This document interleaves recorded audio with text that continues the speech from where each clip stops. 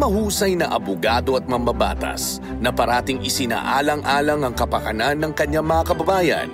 Ilan lang ito sa mga katangian kung saan nakilala at mas minahal ng sambayanan ang nag-iisa nating kumpanyero, si Rene Compañero Cayetano. Well, bata pa lang ako, talagang naiintindihan ko na yung nature ng trabaho ng tatay ko. Alam kong sobrang seryoso, alam ko kung ano yung ginagawa ng abogado, parang meron siyang mga pinagtatanggol. And then, later on, nung ako'y naging estudyante na sa college and eventually naging law student ako, doon ko talaga nakita na yung trabaho niya up close. And ang tumatak sa akin, yung tatay ko, gusto niya parati pinapasimple niya ang batas. Lagi niyang sinasabi na hindi trabaho ng abogado na lalong maging komplikado kasi gumagamit ng mga legal terms na hindi naman naiintindihan ng mga tao. Lagi niyang pinapaliwanag yun dahil may show nga po siya dati na iyon ay ang inspirasyon ng ating CIA with BA, yung kanyang kumpanyero kung saan lagi niyang pinapaliwanag ang batas ng simple. I really take that to heart hanggang ngayon. Ngunit higit pa roon, isa siyang ama na naging gabay sa loob ng tahanan. Isang ama na nagbigay inspirasyon sa kanyang pamilya at mga mahal sa buhay para patuloy na maglingkod sa bayan na may dangal, pagmamahal at paglilingkod. So, very ingrained kasi sa family namin yung respeto sa nanay, tatay, tapos yung responsibilidad ng isang ate.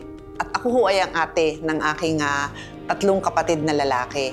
So, mabigat ho yung responsibilidad na yon para sa akin kasi ang tatay ko laging nasa labas, nagtatrabaho. Ang nanay ko is also a working mom. So, para bang binilin talaga ng tatay ko na ako ang bahala sa mga kapatid ko. So, I tried my best to do that job responsibly. Masasabi ko talaga sa araw-araw, sa away nila, araw-araw, gabi-gabi, syempre mga lalaki, mga bata, makukulit. Ako talaga yung nakaharap doon. And dumadating yung point na minsan sumusuko ako, tapos kailangan akong katukin sa kwarto ng tatay namin pag uwi niya ng gabing-gabi. Ayoko na lumabas, tapos sasabihin ko sa kanya na hindi ko na kaya itong mga kapatid ko dahil nga 3 makukulit na lalaki. So, ingrained talaga sa akin yon hanggang sa lumaki ako, pare-pareho na kaming may edad. I'd like to think na ganun pa rin ang turing nila sa akin isang ate. So, minsan syempre mahirap dahil pag malalaki na, may kanya-kanyang mga responsibilities din, I still try to do my job as an ate. And of course, I hope in the same way, nandiyan ang tatay ko, sinusumbong ko sila sa tatay ko na, oy, respetuhin niyo ako yung ate, ako yung binilin ng tatay natin na kailangan manigurado na okay tayong lahat. Kaya naman sa patuloy nating paggunita sa kanyang buhay, pasasalamat din ang alay natin sa kanya. So, yun nga, nung lumalaki ako, ang tingin ko talaga sa tatay ko, isa siyang malaking tao na ang dami niyang responsibilities, ang dami niyang importanteng kailangan gawin. May mga tao sa gobyerno, mga businessmen, kahit sinong taong kailangan niyang asikasuhin. Parang ang dami niyang responsibilities. Ganun yung tingin ko sa kanya. But what I never saw in him is that dahil nga dun sa dami ng responsibilities niya at mga importanteng taong kausap niya, ang tingin niya sarili niya, special siya o kaya kailangan iba turing sa kanya. Hindi siya ganun. Parang sa yabang niya sa trabaho niya, yung bang I will take care of you, confident siya, ganun din kalaki yung puso niya para sa mga naaapi. Medyo na-shock nga po ako nung parang college ako and then later on na, ay may ganun palang mga tao na pagka nasa mataas na posisyon, tinitake advantage nila. Kasi I never saw that in my dad. Never ko siya nakitang nang iisa, nang loloko, taking advantage of his position. So kahit ngayon sa day-to-day life ko, it's so alien to me to think of yung ganung pagtatrato sa mga taong, lalo na yung taong nangangailangan. He will take advantage of his position to help others but not na para lumamang siya. And I'd like to think na ganun din sana ang tingin sa akin ng mga kasama ko sa trabaho, mga kaibigan ko, kasi yun talaga inspiration ko sa kanya. I am grateful to my dad for the example he was to all of us. Wala na siya ngayon, pero throughout his life, yung pinakita niya sa amin ay inspirasyon pa rin. It's a life of humility, it's a life of hard work, it's a life of giving back, It's a life of dedicating to your cause, persevering, and I'm grateful for all of these things that my dad has been in our life and continues to be kahit wala na siya dito. Dahil iba't ibang kwento ng mga tatay ang ating masasaksihan. Mga kwentong nagpapatunay na buhay ang alaala ni kumpanyero sa ating mga puso. Mga kwentong sumasalamin sa iba't ibang mukha ng pagiging isang ama. Ating kilalanin sina Tatay Ronnie, isang ulirang ama na patuloy na lumalaban ng patas sa buhay para sa mga anak. Si Tatay Christopher, isang ama na namumuhay sa turo at gabay ng kanyang tatay upang itaguyod ang pamilya.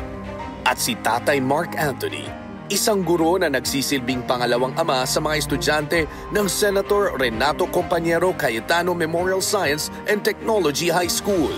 Sama-sama natin silang bigyan ng pagpupugay at pasasalamat. Maraming salamat. We just watched, a tribute to your father. Pag nakikita mo ang ganitong pasasalamat at pag-alala kay Senador Rene Compañero Cayetano, what comes to your heart first? Aside from yung love, yung feeling mo na nangulila ka. Kasi Kuya Boy, at least kami sa aming pamilya, parang yung dating, ang tatay mo, last resort. Di ba? Yung may kailangan ka sa school, wala nang ibang makatulong. Nandiyan dad mo. Di ba? So, syempre, yung both the moment na he passed away and a few days later, nandun yung parang, paano na? At doon naman dumating sa akin yung concept ng meron tayong Diyos Ama. Di ba? Kasi nga, sa lahat ng panahon na parang, Lord, paano na? Naitawid.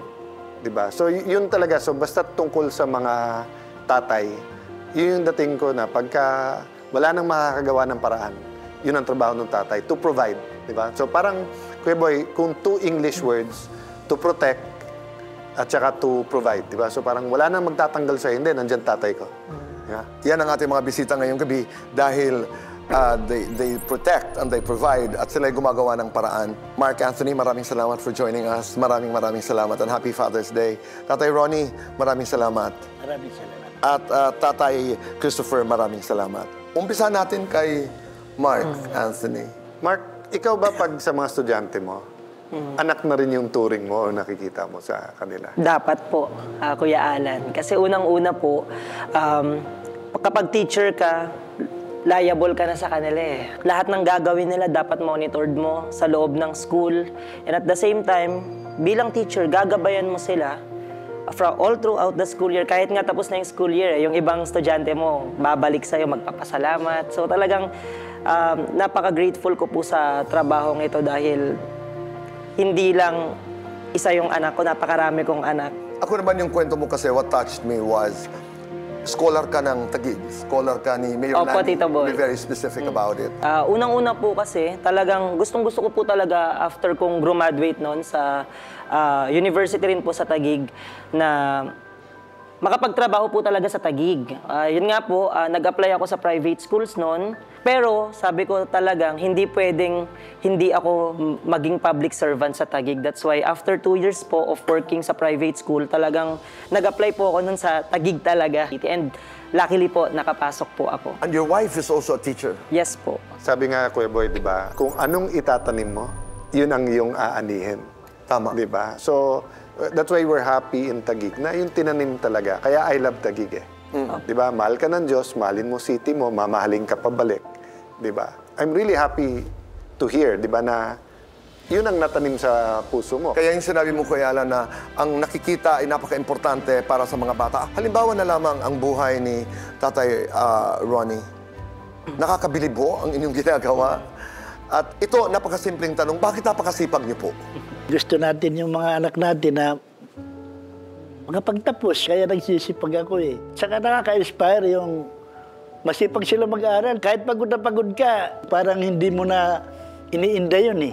Ilan ang anak mo, Kuya Ron? 6 po yung anak ko po, 6. Ito po, yung panganay ko po, talagang hindi po siya nakatapos ng college. Ano lang po siya, TESDA po. Tapos nakapag-asawa, mananay rin. Nung medyo tumutuwagal ang panahon, nakaipon sila ng konti, nagtayo ng pakunti-kunti. Tapos, itong pangalawa ko, teacher. Yung pangatlo ko po, yun, Psychology.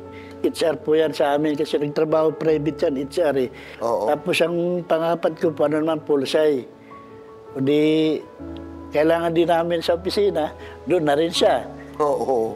Panglima ko naman, ang natapos, housekeeping, TISDA. Yung bunso ko, teacher din, pasado ng board, nagtrabaho, ilang buwan lang, pinag-resign ng ate niya, dito ka na lang magtrabaho sa amin. Nakakatuwa. Lahat sila ngayon nagtatrabaho sa family business na napatahian. And again, yung tamang values, no? Values ng Oo. family, pagtutulungan, at saka yung pag-honor sa ama. Oo. Tatay Christopher, ikaw naman, hindi ka ba natatakot na isang araw masasabihan ka ng anak, ba't hindi ka humihinto ng trabaho? Para sa akin po kasi, ang pagiging responsibilidad ng isang ama, walang tigil yan eh. Pagtitinda ko araw-araw ng ice drop o ice buko, umaraw, umulan, o bumagyo man, hindi ako dapat tumigil eh. Kasi ang magugutom pamilya ko. Kaya ang ginagawa ko, sa halip na magpahinga ako, kailangan talaga, pag oras ng trabaho ko, lako ako, tinda ako. Kahit sabi mo yung papagod ako na, yung asin pagod na, hindi eh. Kasi nandun yung yung responsibilidad ko bilang ama. Marami panlalait. Nasabi, ay, hindi nakakayanin yan kasi putol lang pa yan. Sa halip na yung mga sinasabi nila, hindi ako nagpapadaig kasi alam kong kaya ko eh. Saan ang gagaling yung lakas na yun? Sa Diyos, nagdadasal talaga ako. Pangalawa, sa mga anak ko, sa asawa ko. Yung salita mo, Christopher, Kuya Boy, mahirap pero kakayanin ko. Kaya, yung kung kanina values yung pinag-uusapan natin, yung attitude, Christopher, Tama. gusto kong i-honor yon, yung attitude mo na kakayanin ko to. Diba? Tutulungan ako ng Diyos dito. So, lubusan kami nagpapasalamat sa oras nyo ngayong gabi. Konti lang to, pero tanggapin nyo tong 10,000 bilang parangal lang ng aming show sa Salamat inyo po, bilang Kuya. mga tatay at sa inyong Maraming salamat po, Kuya. pamilya. No? Napakalaking karangalan ang makasama kayo sa napaka-espesyal na araw na ito, Father's Day. Your stories are just simply inspiring. Maraming salamat, Tito Boy at Kuya Alan. Thank you, marami. Idol. Salamat. Salamat. Salamat po. Tatay Christopher, Tatay Ronnie, maraming salamat. Mark Anthony, maraming salamat.